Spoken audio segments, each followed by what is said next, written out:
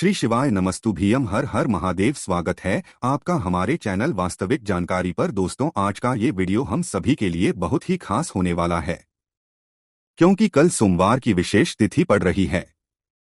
इस माघ मास का ये पहला सोमवार पड़ रहा है और पूज्य गुरु जी ने कहा कि आपको शिवलिंग में एक बिल्कुल नया उपाय करना है। महादेव को प्रसन्न करने के लिए, अपने जीवन में धन धान्य की प्राप्ति के लिए, रोगों को, बीमारियों को समाप्त करने के लिए तथा अपने व्यापार को, बिजनेस को के लिए आपको ये विशेष उपाय करना है। ये उपाय उन लोगों को भी करना है जिनकी कोई विशेष मनोकामना है जो अभी तक परिपूर्ण नहीं हो पा रही है। चाहे विवाह के लिए मनोकामना हो, चाहे मकान बनवाने के लिए मनोकामना हो, चाहे नौकरी प्राप्त करने की मनोकामना हो, किसी भी प्रकार की मनोकामना इस सिर्फ एक उपाय से परिपूर्ण होने वाली है। तो चलिए जानते हैं इस विशेष उपाय के बारे में। लेकिन उससे पहले एक प्रार्थना, अगर आप चैनल पर नए हैं तो कृपया हमारे चैनल वास्तविक जानकारी को सब्सक्राइब अवश्य कर लें। इस हम लोग पूज्य गुरुजी द्वारा बताए गए कुछ बहुत ही खास उपायों के बारे में जानेंगे। माघ मास के पवित्र सोमवार की तिथि में किए जाने वाली ये उपाय आपकी बड़ी से बड़ी मनोकामना को बहुत ही जल्द परिपूर्ण कर देंगे। आपका कोई ऐसा कार्य है जो रुका हुआ पड़ा है, जो अटका हुआ है, जो परिपूर्ण हो ही नहीं पा रहा है, तो वो कार्य भी आपका परिपूर्ण होगा और जीवन की सारी समस्याएं समाप्त होंगी, सारे दुख समाप्त होंगे तथा आपको भी सुख तथा वैभव की प्राप्ति होगी। चलिए जानते हैं गुरुजी द्वारा बताए गए पहले उपाय के बारे में। इस उपाय के लिए आपको सबसे पहले एक लोटा जल ले लेना है। तांबे के पात्र में अपने घर से आपको जल ले लेना है और इसी के साथ आपको ले लेनी है सिर्फ 3 बेलपत्र। ये उपाय बहुत ही खास है क्योंकि इस उपाय में आपको 3 बेलपत्र लेनी है।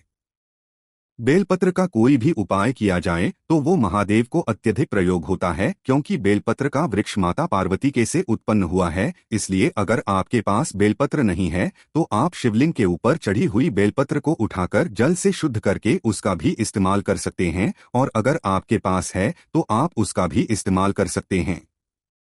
बस आपको ध्यान रखना है कि ये बेलपत्र कहीं से भी कटी नहीं होनी चाहिए और बेलपत्र की डंडी के आखिर में जो टूट होती है, यानी जो डंठल होता है, वो भी नहीं होना चाहिए। अब ये सारी सामग्री लेकर आपको शिवालय पहुंच जाना है। आपको सिर्फ एक लोटा जल है और 3 बेलपत्र लेनी है और ये दोनों सामग्री लेकर शिवालय पहुंच जाना है। इस उपाय को आप सुबह करना चाहें तो सुबह कर लें और शाम को करना चाहें तो शाम को कर लें। पूरे दिन में किसी भी समय आप इस सुंदर से उपाय को कर सकते हैं। अब शिवालय पहुंचने के बाद सबसे पहले आप जो 3 बेलपत्र लेकर आए हैं, उनमें से पहली बेलपत्र को आप माता अशोक सुंदरी वाले स्थान में समर्पित कर देंगे। सामने आपको वीडियो में पूरी एक एक चीज स्पष्ट रूप से समझाई जा रही है।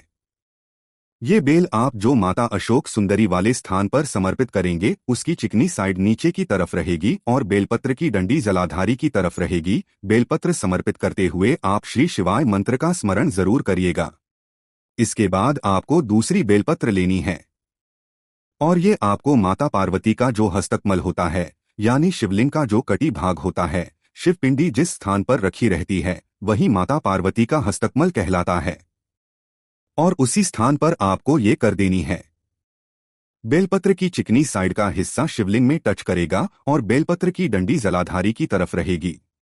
इसके बाद आप जो तीसरी बेलपत्र लेकर आए हैं, उसको अपने हाथ में रखिए। महादेव से प्रार्थना करिए कि आपके जीवन में बहुत बड़ी समस्या चल रही है, आपकी ऐसी ऐसी मनोकामना है जो परिपूर्ण नहीं हो पा रही है। धन को लेकर कोई समस्या बनी हुई है, व्यापार में कोई दिक्कत चल रही है, धन प्राप्त हो ही नहीं पा रहा है, आर्थिक समस्याओं से लगातार गिरे हुए हैं, या किसी भी प्रकार की कोई मनोकामना है, तो उस मनोकामना का स्मरण करिए और ये तीसरी बेलपत्र आपको शिवलिंग के ऊपर समर्पित कर देनी है। बेलपत्र की चिकनी साइड का हिस्सा शिवलिंग में टच करेगा और बेलपत्र की डंडी जलाधारी की तरफ रहेगी। सामने जैसे आपको तीनों बेलपत्र दिखाए जा रहे हैं, ठीक ऐसे ही आपको ये तीनों बेलपत्र समर्पित कर देनी है और समर्पित करते हुए श्री शिवाय नमस्ते ब्रह्मा मंत्र का स्मरण जरूर करना है। इसके बाद आप जो एक लोटा जल लेकर गए हैं, उसको सबसे पहले आप पहली वाली बेलपत्र में थोड़ा सा समर्पित कर दीजिए और श्री शिवानु शुभ मंत्र का स्मरण कर लीजिए। जो आपने माता अशोक सुंदरी वाले स्थान में बेलपत्र समर्पित किया, उसमें थोड़ा जल समर्पित कर दीजिए।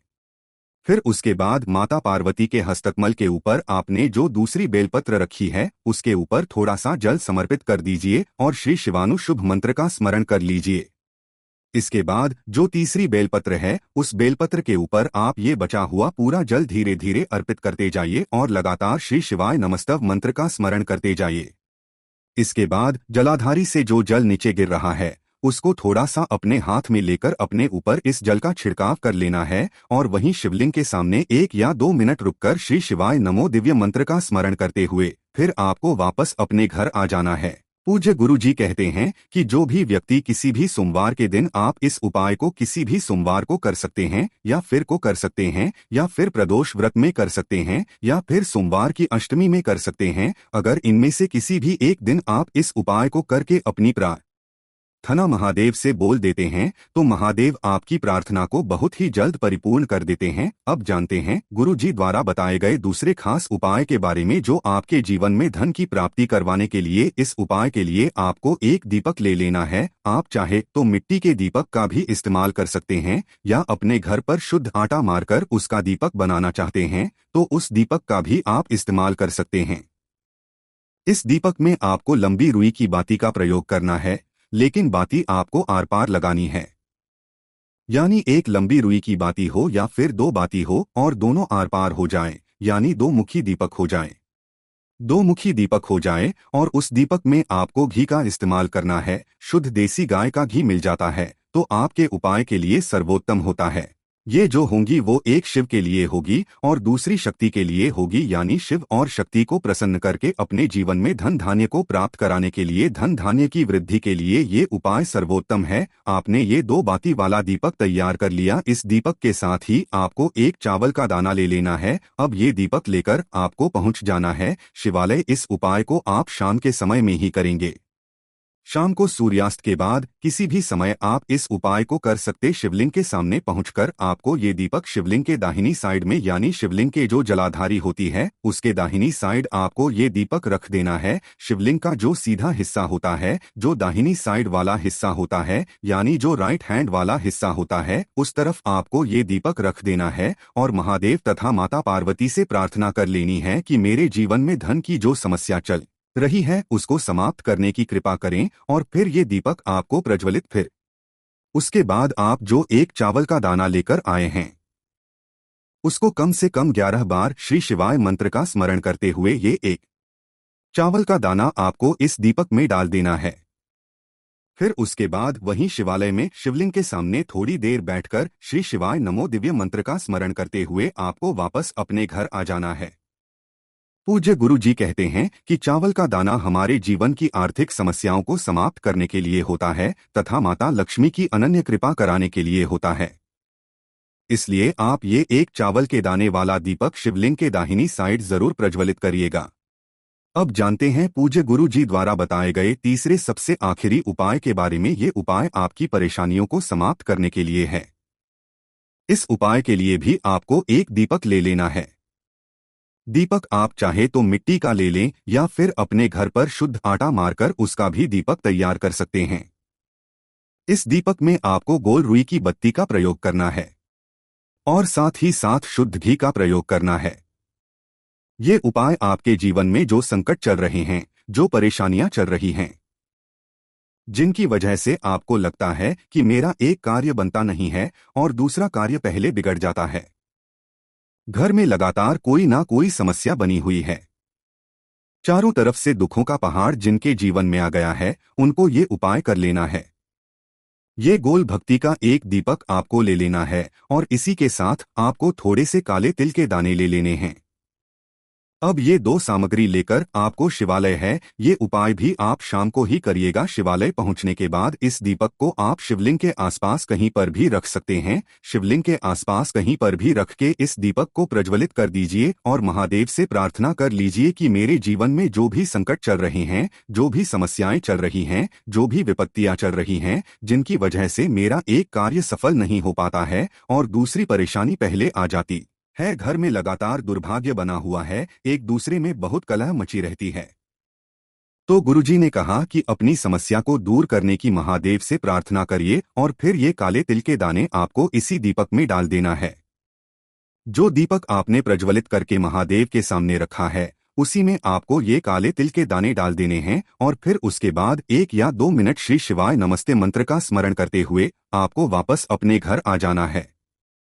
पूज्य गुरु जी कहते हैं कि सोमवार के दिन काले तिल के दानों से किया गया ये उपाय आपके जीवन के संकट बहुत ही जल्दी से समाप्त कर देगा।